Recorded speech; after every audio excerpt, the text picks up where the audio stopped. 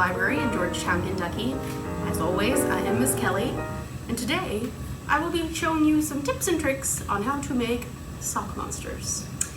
If you came to get one of those take and make bags that are available starting this morning, you will have in it a sock. They're all different socks. I mean, obviously there are pairs, because that's how socks come. But there are so many different types of socks. There are these cute fluffy chenille ones. There are some like this that we've had forever, which was my inspiration for sock monsters. This is more of a sock puppet. He's a little bunny. I made him. He's very simple. You don't have to do something extravagant. You've also got a little bit of random colored felt that I found, some foam bits, some googly eyes, a variety, because I don't know what you want to make, some pom-poms, some needle. Oh, nope, you don't have a needle, but this is an option for putting it together. If you have a needle and thread, you can sew your little sock monster if you choose to make one a little more like this dude, where I cut and sewed him together. Not a sock puppet, but like a plush. The other option is going to be a glue gun there. In your bag, you will also have some rice, which I will explain in a minute, and also some stuffing. Now, so I said some tips and tricks. So this is a delightful little sock puppet that one of my former coworkers made. I love it so much. She put a whole mouth there, stuck the tongue in, gave it some eyes, and a very nice snake background. This is quite the sock. And also quite the sock puppet. If you can tell by the weird crinkling noise going on, she has also stuffed a plastic bag up in it to give it a little bit of volume so that he's nice and fluffy. I also quite love his eyelashes. It's an excellent touch. And then a nice pattern going down the back. So you could totally do that. Snakes are the easiest sock puppet in the world to make. Because it's, I mean, you fold it over, you give it a tongue, some eyes, and if you want to, you're done. Kind of like I did with my, bad snake. With my little rabbit here.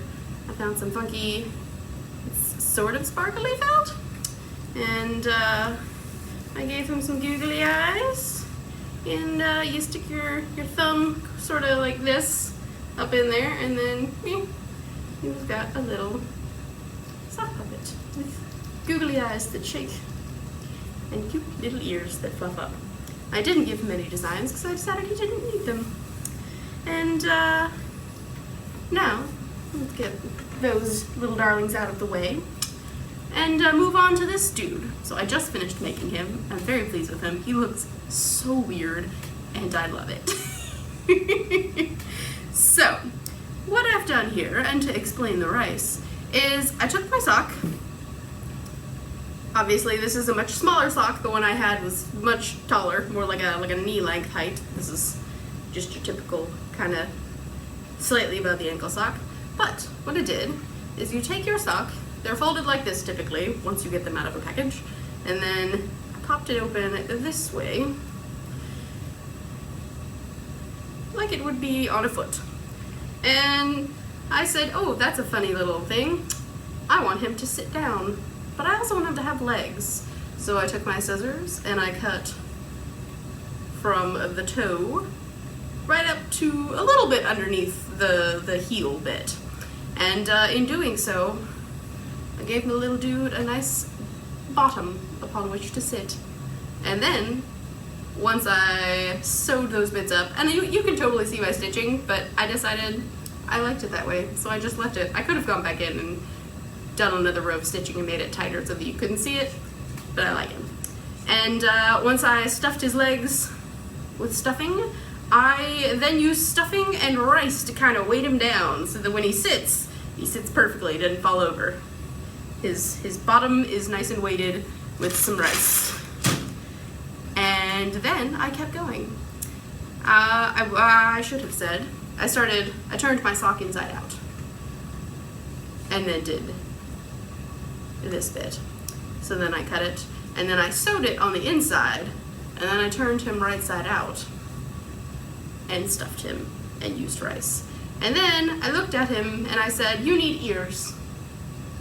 So I put some stuffing down in to make kind of a body and a little bit of a head there.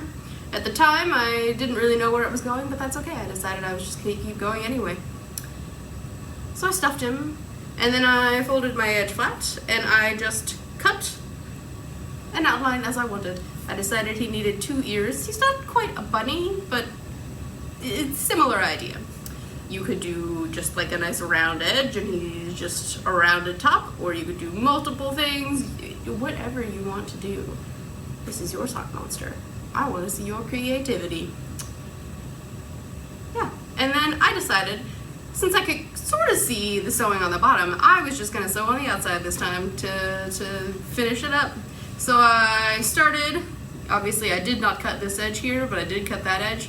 So I started at the top of this little ear flap. I went down, I stuffed this ear to keep it nice and sticky-uppy. I sewed up here, I sewed like a couple stitches down on this side, and then I stuffed this ear and I finished sewing down the edge to completely enclose him. And again, yeah, I decided I liked it on the outside, so I used a blanket stitch, which shows up even more, adds a nice line along the edge of the little dude. And then I looked at him and I said, he needs arms. I wasn't gonna give him arms at first, and then I said, I have these pipe cleaners, which, there we go, that's another thing that's probably in your bag. You are going to have a variety of pipe cleaners.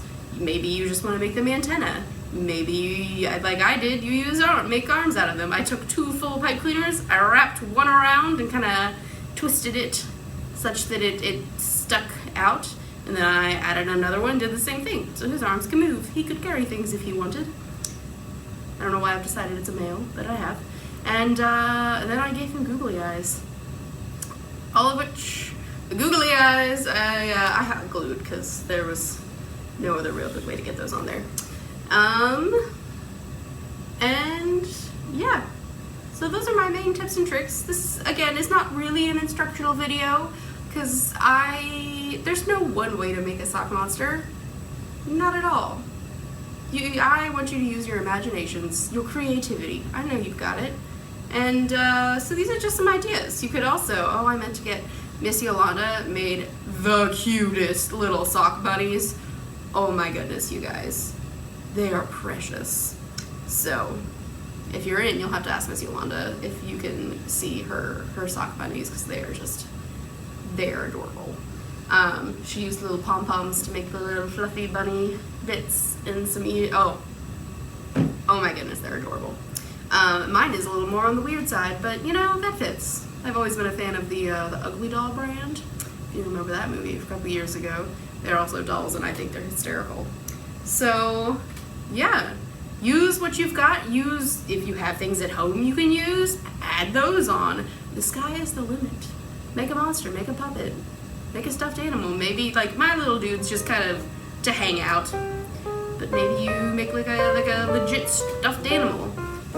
Anything you do, and if you feel like it, come show me. I would love to see it. I think that would be fantastic. But until then, I will see you guys next week for, I believe, Science with Miss Mary Lou and I. And